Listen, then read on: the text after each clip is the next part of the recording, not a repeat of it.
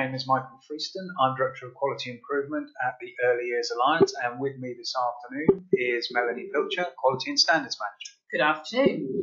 This is a recorded version of a webinar that, unfortunately, the live version was affected by technical problems.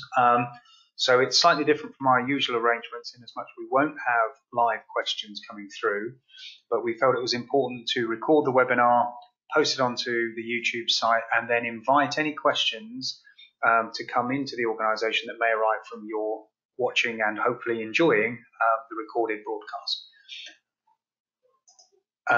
Our subject today is defining the early years curriculum in your setting, and you will note the headline slide there, which takes us through, and there is a slight change to the order of slides today because we are pre-recorded rather than live. So if there are any errors as I go through, that's all my fault, and I apologise in advance to Melanie. Right, with no further ado, moving us on, Melanie.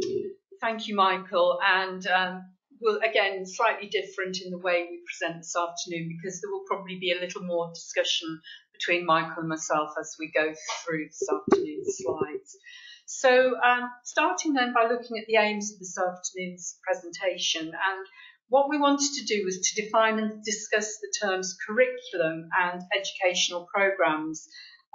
We want to explore the intent, implementation and impact of the early years curriculum, to recognise how the curriculum is planned and sequenced, and also to consider how and why we should monitor the effectiveness of the early years curriculum.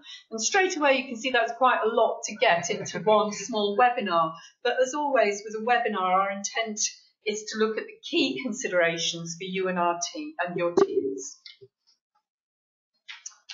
And for me, always terminology is a big deal, and I think we have to be clear about the terminology that's being used and how we adopt this terminology in our own paperwork. So curriculum and educational programmes, Ofsted say the two terms are interchangeable. So we're going to have a little look at them at the moment. The EYFS in its current form and in the revised form, as we currently expect it, yes, still refers to educational programmes, but like I said, Ofsted have made it very clear that those terms, curriculum and educational programmes, are interchangeable. Michael? Just a bit of historical reflection. There's always been this tension or confusion between what do we mean by educational programmes and does it mean a curriculum? Just taking it back to the introduction back in 2007-2008 of the Early Years Foundation stage, Beverly Hughes was the minister at the time, and landed on the phrase of educational programmes because there was some concern that media reporting of something which could be labelled as the nappy curriculum would be problematic. And so it still happened anyway, so it didn't make any difference. But that notion of that's why we had this phrase, which was new to us at the time of an educational programme, when everybody was thinking, well, this looks like if you're structuring what should be being delivered in a setting, that sounds pretty much like a curriculum. So we've spent 10 years or more with this slightly unclear distinction between two related terms. Of course, and at the time, Michael, they, the DFE or the DCFS, as they were at the time, issued curriculum guidance to the Early Years Foundation stage, just to further confuse the issue. And the other term that I will refer to as well is teaching, as defined by Ofsted, because I remember when it was first introduced, which I think was back in the 2012 iteration of the EYFS, again, there was some confusion in the early years sector who, for various reasons, we didn't see ourselves as teachers. So Ofsted were very clear about what they actually meant by teaching in the early years and what they would be looking for, and are still looking for, because this hasn't changed again in the proposed EYFS. Thank you.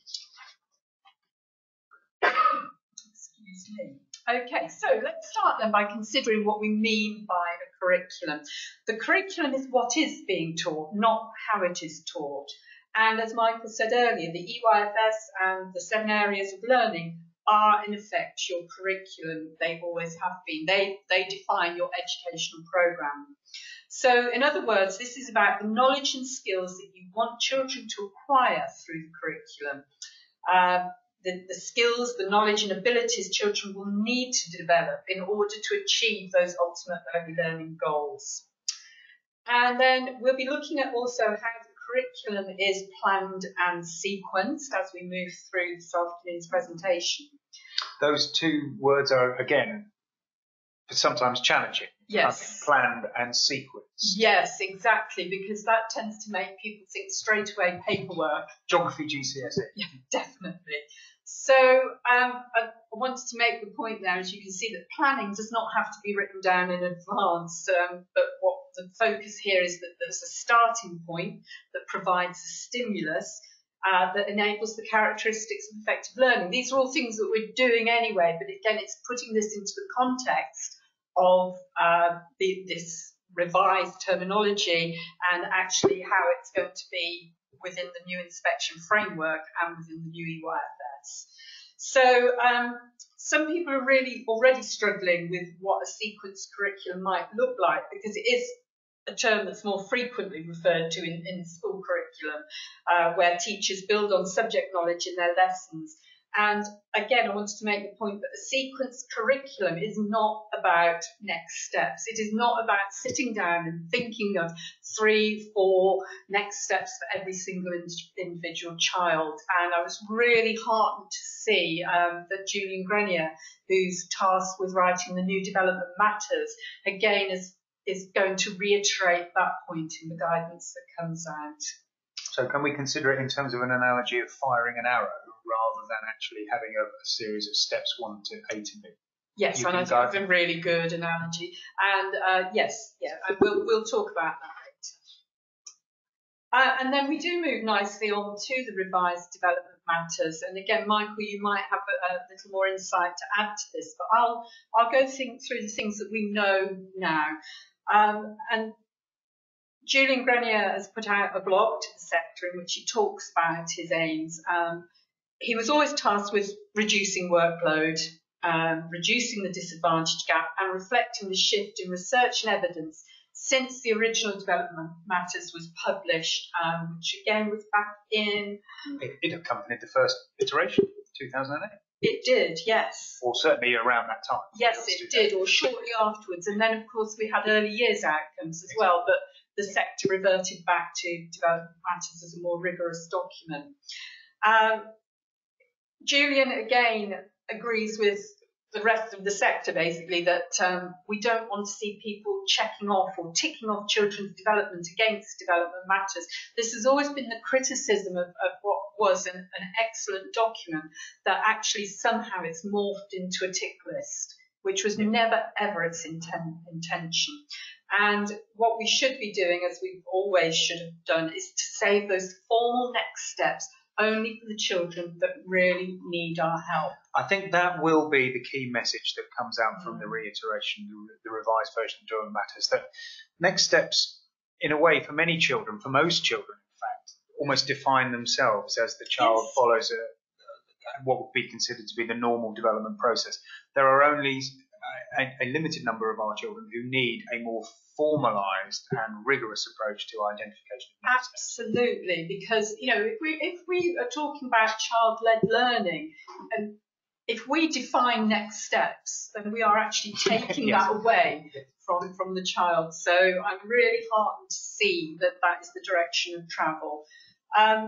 Development matters, again, as always, should be there to guide, not replace professional knowledge and experience.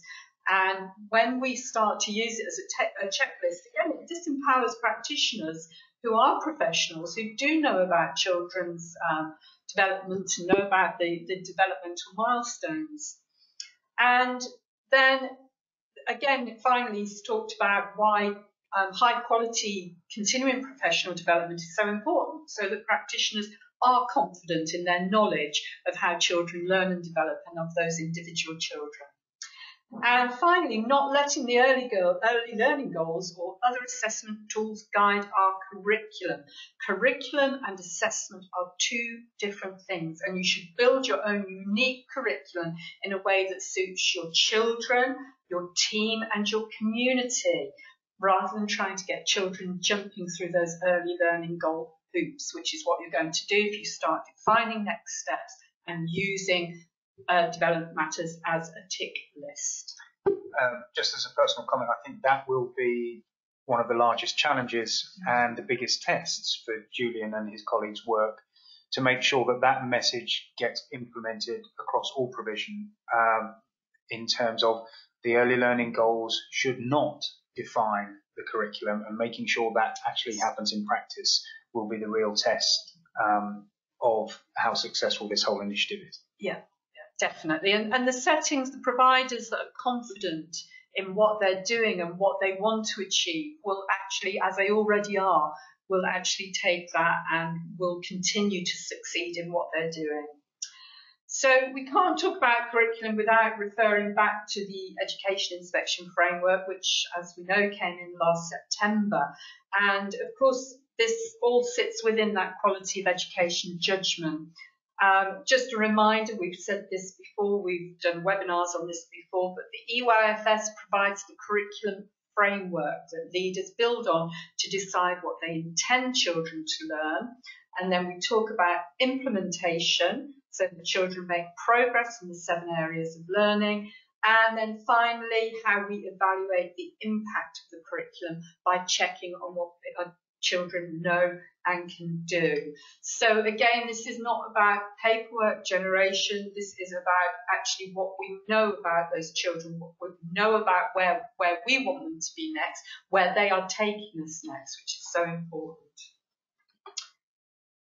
And again, within the Education Inspection Framework then, Ofsted say that your curriculum should be ambitious. And I've been thinking a lot about this. What does an ambitious curriculum look like?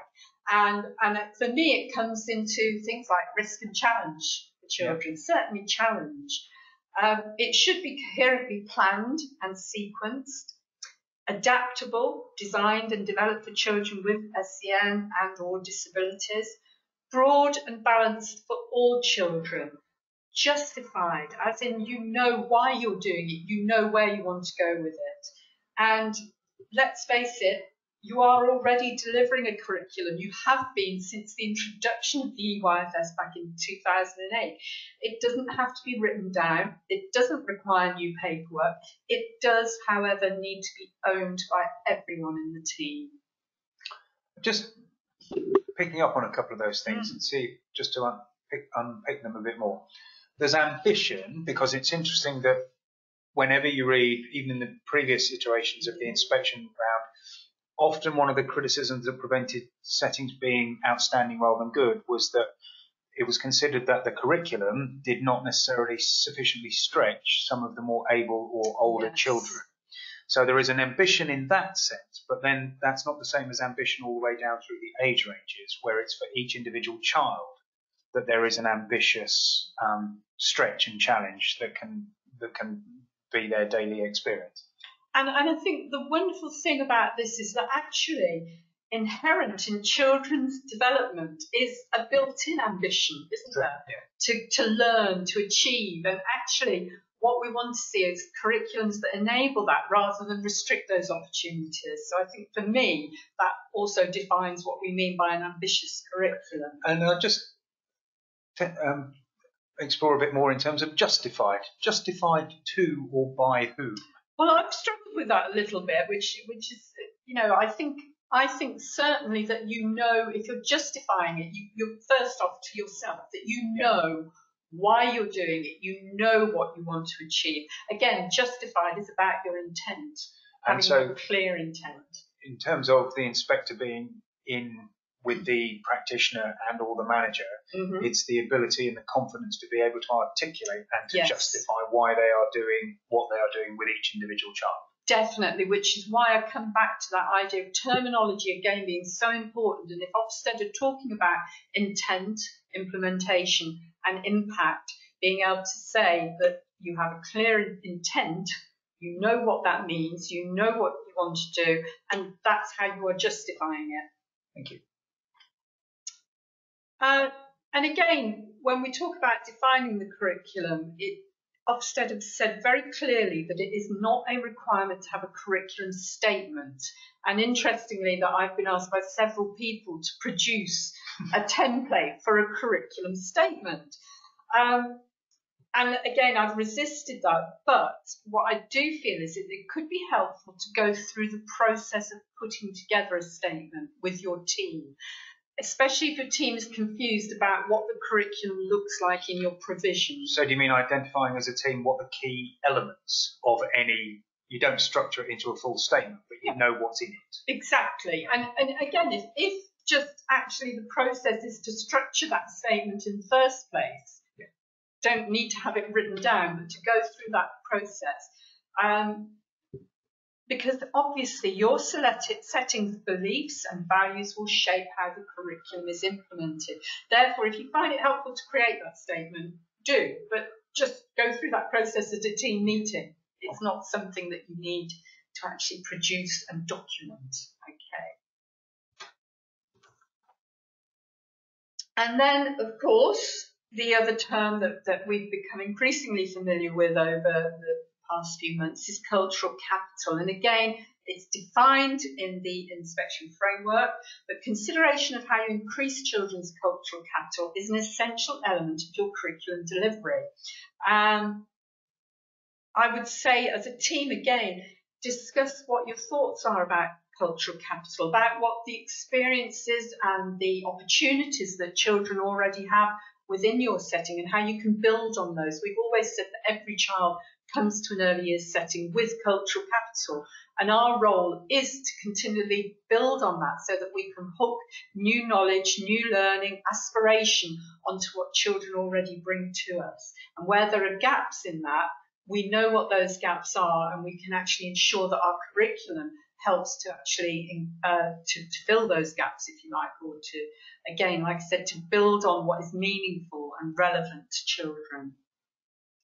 So is it a legitimate, not necessarily a sentence, but a conceptual idea to say that for a setting, their curriculum should be built from the cultural capital they know the children bring with them on a daily basis or any situation into the setting? Yes, definitely. And to put it very simplistically, I remember Ofsted at one of their curriculum workshops drew a very simple diagram of a child with hair that looked like hooks. And they said, well, this is the knowledge that children bring with them to the setting. And what the curriculum does and what cultural capital does is actually hook knowledge onto existing knowledge. And I'm describing it frantically with my hands here, which isn't having much impact for anybody else. Yeah, we should have thought of a slide. Yes, absolutely, definitely. But if I can just say that's key to learning, isn't it? That we are hooking new knowledge onto existing knowledge, so that we're teaching children in the context of what they already know and understand. Thank you. Okay, so as we move on then, we've talked about the curriculum, we talked about cultural capital. So let's focus a little bit now on our intent.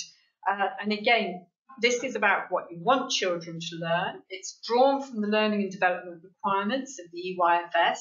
Your intent for a planned activity or experience may not result in the intended outcome, because that is the nature of child-led learning, isn't it?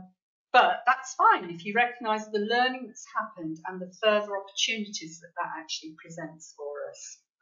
So your implementation, this is the how, this is the teaching. So when we look at Ofsted's definition of teaching and things that they are looking for when they're inspecting a setting, that they see practitioners who are modelling language, who are challenging, exploring, and so on. We've got, I think on a further slide, we've got the definition there.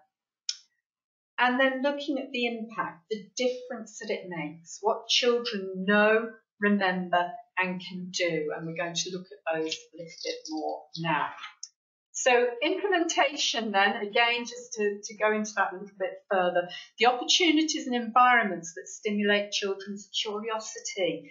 So thinking about the things that children are already engaged with, already interested in, those are the resources, and we add those to the resources and the equipment that we have and we make available, then we are igniting the characteristics of effective learning. During that implementation process, we're observing and listening closely so that we can always follow the children's lead. In other words, we are tuning in to those children. We identify what has sparked a child's interest, and this may have come from the home, it may have come from within the setting, and as you know, as experienced practitioners out there, anything and everything can ignite a child's interest. In our implementation, we are using those open-ended questions that require a description rather than a yes, no, or one-word answer. What we're looking for is the what, the how, and the why. And what we're avoiding in our implementation is the can, the do, the is. For example, what do you like about that rather than do you like that? Our implementation involves the way that we praise and we reinforce all of those positive learning experiences so that we're building on them with the child. And understanding the effective teaching, again, as identified by Ofsted. And I'm really hoping that I have got that slide in there. I'm sure I have somewhere. Be a surprise later on. Yes, it will be a surprise later on. And then the impact. So what do we mean by impact? So this is, again, what we're already doing, what we've always been doing, but to demonstrate it effectively to an Ofsted inspector, practitioners must be able to recognise that this is the case. So we use our development records, our learning journeys and so on, whether we use those electronically or whether we use paper versions. Interestingly, Michael, I've heard of a lot of settings that are actually moving away from their electronic journals back to paper documents, which is quite interesting. I really want to find out at some point why that might be. And I think actually it's more about the practitioner being able to use their professional knowledge and judgment.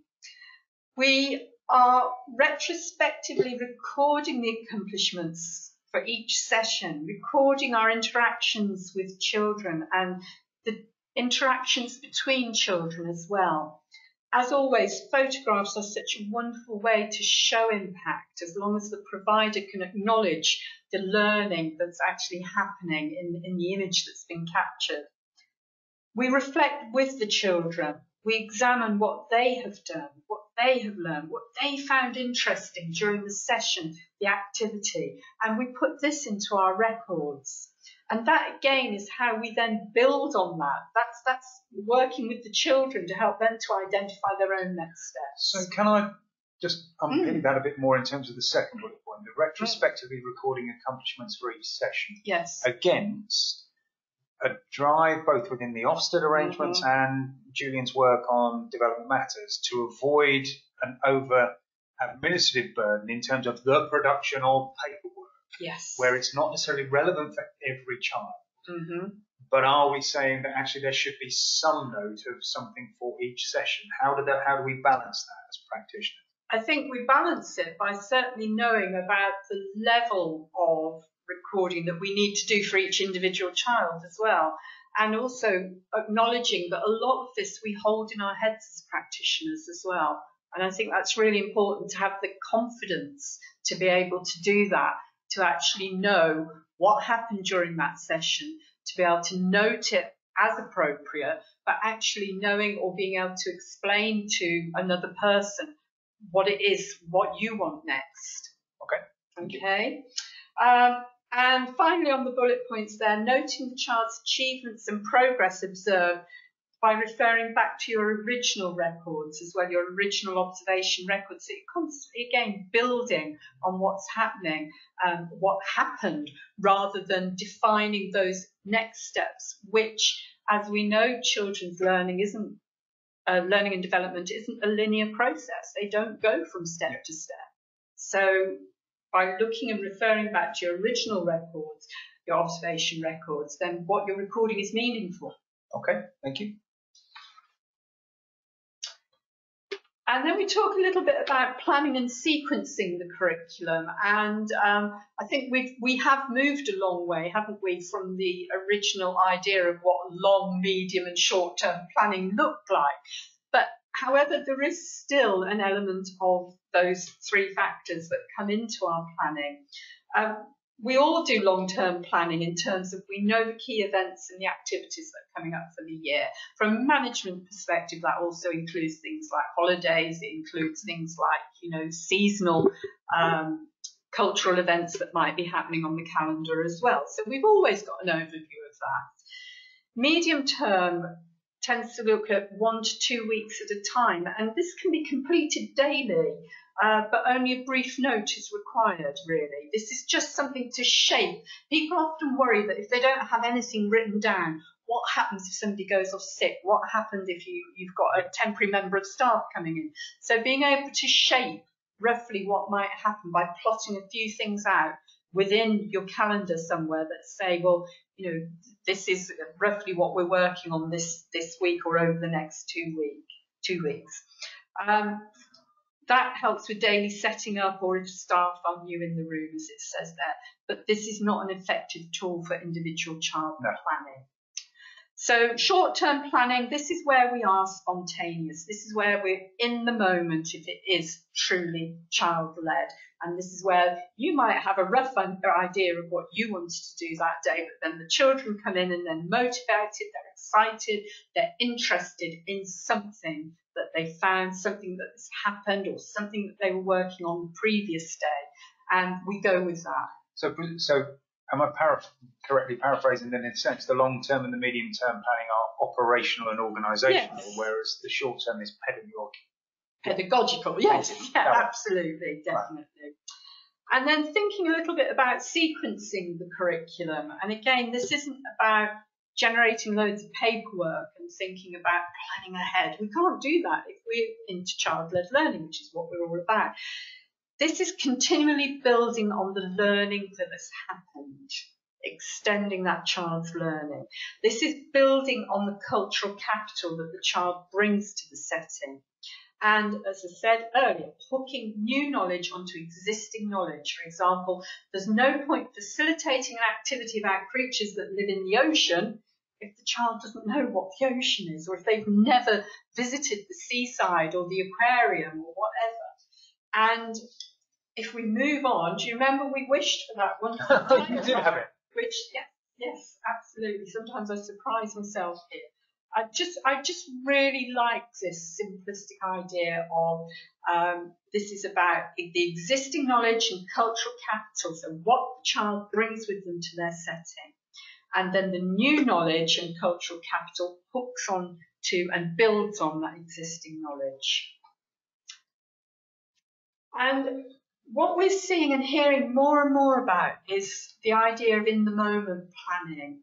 And so I just wanted to take a few elements from this, because what we didn't want people to do, and what I do worry about when I'm going out and talking to people, is that they feel now that they need to generate loads of paperwork in order to show that they understand this, but they don't. So I just wanted to take a few elements of in-the-moment planning, and because they fit so nicely with everything. So it's sometimes described as spontaneous planning or planning in the moment or paperless planning, although it isn't truly 100% paperless. It's not new, but it is fully child-led, and it's about giving children choice and opportunities to self-select resources and activities. It's about children initiating their own play. The adults don't know what the child will choose to do, therefore cannot plan ahead. It's about extending a child's interest in the moment, and what a term I really like, it's about adults recognising those teachable moments rather than trying to define them prior to a session. It's about adults joining in and supporting what children choose to do, what they're interested in. And what happened is logged and reported, rather than what might happen. And presumably, it's a recording and logging of what the teachable moment led to, rather than just an explanation of what the child did. Yes, absolutely. As we mentioned earlier, for me, it's a good fit. It's a good fit for what this new idea of curriculum and educational programs look like. And I just love this quote from Anna F. who is really quite an exponent quite an exponent of in-the-moment planning, and I really like this quote. Open the doors and play with the children. Plan as you go. Plan on the hoof. Plan spontaneously. Plan responsibly. Call it what you like. The important thing is that you are led by the child in the moment and you respond accordingly. And for me, Michael, these new educational programs, they lead us to that. That's what they're suggesting. Okay, yes. There's 3 stages to it, whether we're going to call it in the moment planning or whether we're going to just call it our approach to our educational programs. It's about the child's spark, the point when a child first shows an interest in something. It's about the teachable moment, the point when you notice this and approach the child, and sometimes don't approach the child. And it's about some documentation, yes, but later you document the observation. So what we're documenting then becomes meaningful and relevant. And here it is, thankfully, Ofsted's definition of teaching. This is a good point to reconsider it, because everything that we've talked about so far leads us back to this. Ofsted's definition of teaching as part of our implementation of the curriculum. It's found in the inspection framework. All those things there we've talked about in previous slides, so unless there's anything you particularly want to pick up on, Michael, I won't. And I think it's always been interesting when practitioners challenge me to say that they're not teaching. I would draw the distinction, they may not want to call themselves teachers, yes, but the activity in which they are engaged, if they're doing it well, is teaching. And I think that's neatly articulated by that list of bullet points there. Yes, yeah, it certainly is. Certainly, just as parents are teaching their children all the time. So, so I won't go into any detail on those, but just if those are the skills that we want to see implemented. These are the skills that I always say, if you are going to do peer-on-peer observations, which you should be doing, I hope everybody will do them or is already doing them, those are the things you should be looking for in each other's practice and discussing. And coming back to those teachable moments and how we might recognise those teachable moments, they occur when a child shows interest in an activity which you can then build upon, utilising those teaching skills. Yeah. The opportunities for teachable moments occur when practitioners recognise that children learn through play and through informal interactions. These are all observable in the characteristics of effective learning.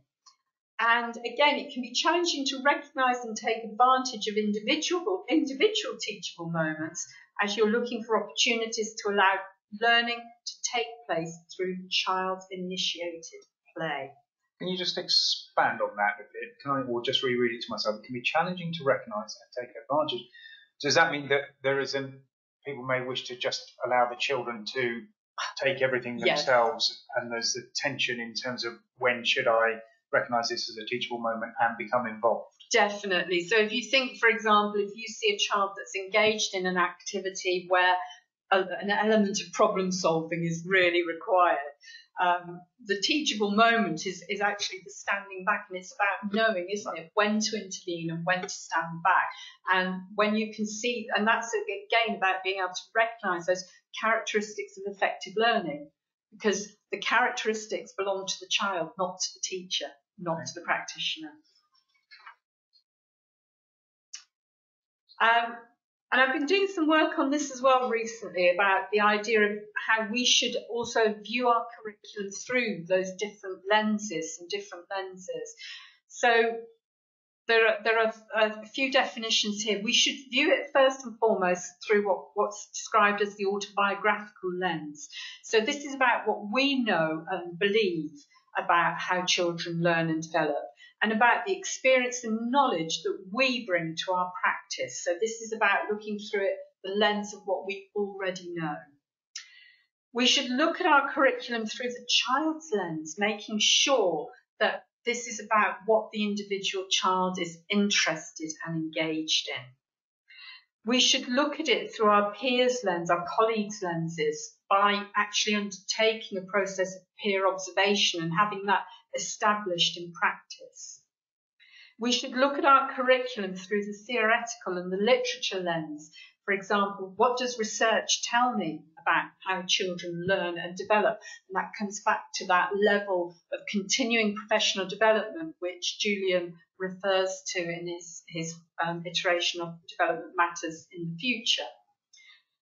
We need to look at our practice through parents' lens as well, and look at our curriculum through parents' lens. What do parents want to expect from me, and how do parents support our curriculum delivery, and how can we engage parents within that as well? And finally, because we can't leave them out, we also need to look at it through Ofsted's lens. So what are Ofsted looking for? And we come back to that curriculum judgment, the equality of education judgment.